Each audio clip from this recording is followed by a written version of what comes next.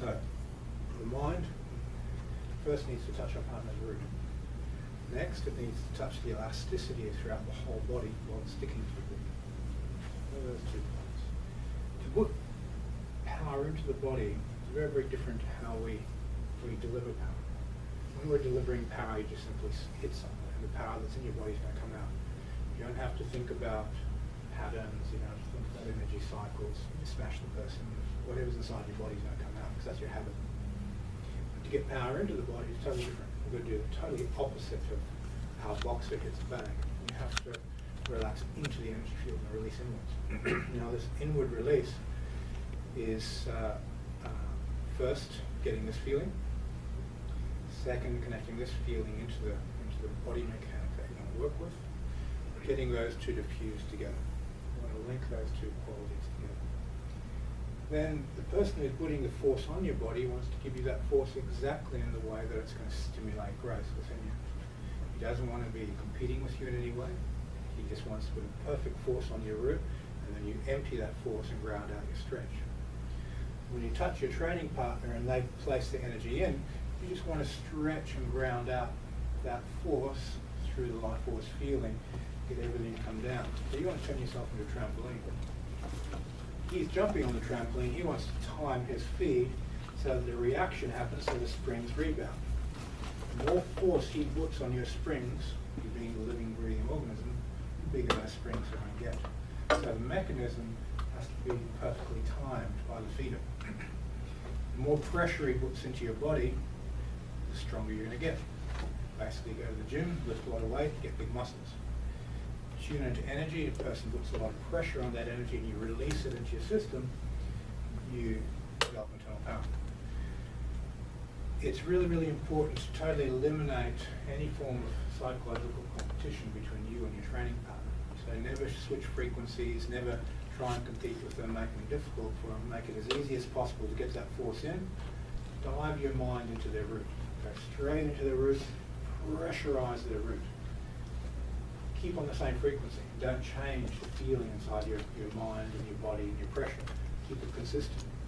Then your partner has to investigate that and feel how this sensation of releasing into this and stretching, grounding out the body produces counterforce. Now, we don't want to have to try and pull a partner's balance out at the moment. A partner's already giving balance for this next exercise. We just want to ground out the stretch. So if I can borrow you. Step 1, my partner touches chest, touches my elbow, I touch his chest and elbow. So we're basically a mirror of each other. He finds my foot, so you push down onto my foot. That's it. Now you're pushing forward. Find my root, down, pressurize down so we can get this downward pressure. So I'm stuck to his root, he's stuck to my root.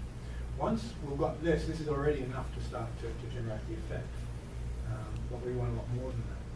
So you ground out a little bit in your stance, yep, and I ground out a little bit in my stance. Now we're in a situation where we're aligned to each other. Now, as I break my structure, I lift my hip up, and I want to dive into his root. I come up, I push into his root. He opens the joint slightly. Now, as I push off his base, he's got to feel where pressure rises on his body and stretch it out. So if you push a little bit on me, whatever he pushes is all that he's going to get back. He's jumping on a trampoline. If he jumps hard on the trampoline, then he'll get a harder response. And it'll depend on him. What I don't want to do is do shunting and try and mechanically push anything there. It's not a shunt. All it is, I'm just a neutral trampoline. But what you can do is use your own gravity to accelerate it. So as he pushes in, I relax a little bit more into my body, into my elasticity to generate more rebound. But we want to do that later. We don't want to do that now. We want to train with a type of non-intention, where I just touch his root, feel the energy, and as he comes in, I just ground out my stretch. Whatever he puts on the body, I let it just go into this energy field and spring. Now if you give me more and you push yourself off, that's it. Give me more, and more, that's it, and more. Okay, so at that point I'm starting to feel a little bit of pressure building up my shoulders. So each time I mentally know, release the shoulder more. So he comes in and, I've got that out, and then he continues. Okay, there I felt a little bit across there, so I'll empty that line out and then bring it back. Comes back in, elbow, and then each time you issue, you're tuned in. You look at his body language, intercept. As he's coming forward, you're taking his hands and putting it onto the body. Now, because I've done that, I've already got it. If he came in and buried himself down, now it's sort of like, now I have to readjust to catch that again. So you take his hands and you put them to where you want them. So as I'm putting them there, I've already got balance. Now as he feeds in, you can just ground out your stretch into this. Grounding out your stretch is a mental process of release. Be still within your body. Just release into this. That's all that exists. So it's a type of stillness. As he pushes in, stress release. Now, his force has to be on my foot. If his force is forward, it's still going to work, but it's not perfect. I've got to make adjustments. I don't want my mind to withdraw too much. I want to be in this feeling. I want to be feeling his root and letting the energy react. I'm looking for an energetic reaction. If it's too much intention, if I'm trying to pump the energy out, do something with my mind, other than just release, it's on the wrong track. We want to generate a type of non-intentional state within the feeling of the body. That non-intentional state will allow this energy to deepen. Once the energy is in your body and you need it for self-defense, you just hit somebody and it comes out. It's stored in your body. It's an energetic connection. It's an elastic bang inside your body. You don't need to, okay, what's the timing for Fajr? You can, but it will just come out as a strike if you want it to. How you then train patterns for application is fully up to you.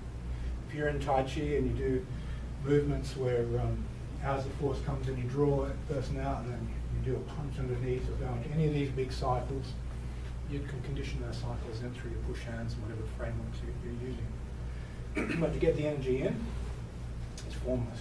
There's no form to it. There's no body shapes. There's no having to be in the right position. The strongest connection to his center is the right connection. The strongest connection to his root is the right connection.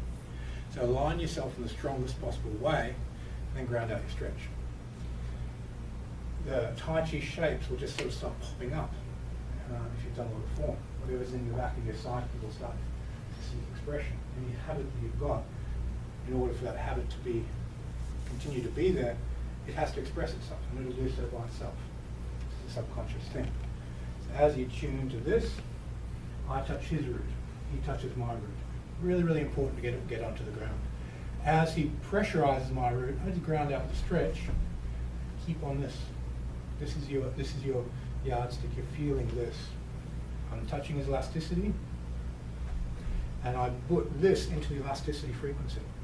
That feeling when we touch our partner's body and we had that spring, that's what I'm touching.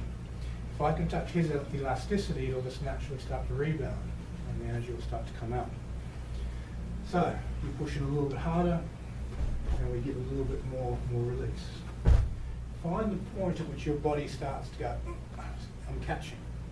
When you hit that point, then ask your partner, I'll keep your feed there for a little while. Release, release, release. Only go further with a stronger feed when you're in a state of release. If you're in a state of engaging the muscle, you're floating.